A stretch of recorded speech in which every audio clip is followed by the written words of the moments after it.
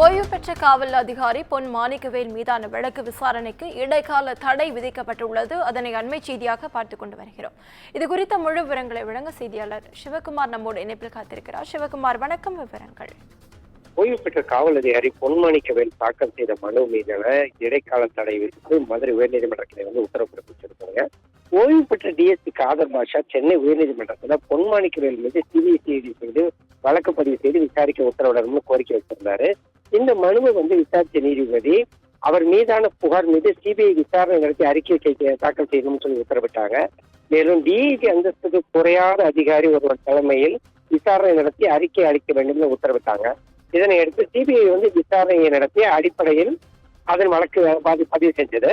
மேலும் மதுரை மாவட்ட கூடுதல் நீதித்துறை நடுவர் நீதிமன்றத்தில் தாக்கல் செய்த முதற்கட்ட விசாரணை அறிக்கையில் நகலை வழங்க கோரி கீழமை நீதிமன்றத்தில் மனு ஒன்று தாக்கல் செய்ததாகவும் எஃப்ஐஆர் தவிர பிற ஆவணங்களை தர இயலாதுன்னு கூறி அவரோட மனுவை திரும்பி அனுப்பிவிட்டனர். எனவே என் மீதான வழக்கை ரத்து செய்ய வேண்டும்னு சொல்லி அவர் கூறியிருந்தாருங்க.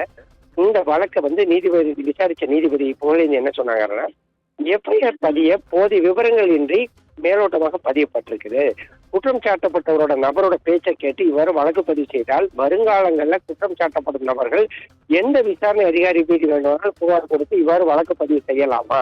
இது அந்த அமைப்பையே சீர்குலைக்காதான்னு கேள்வி எழுப்பியிருந்தாங்க.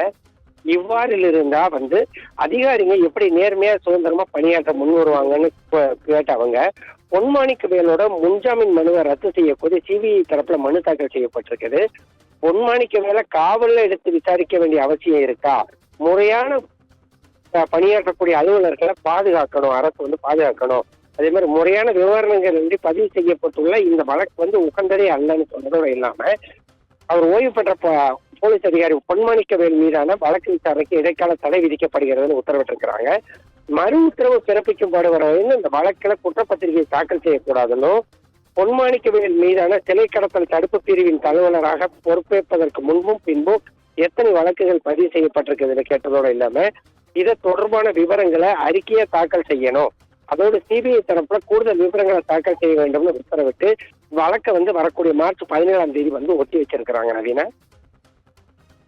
விவரங்களுக்கு நன்றி சிவகுமார்.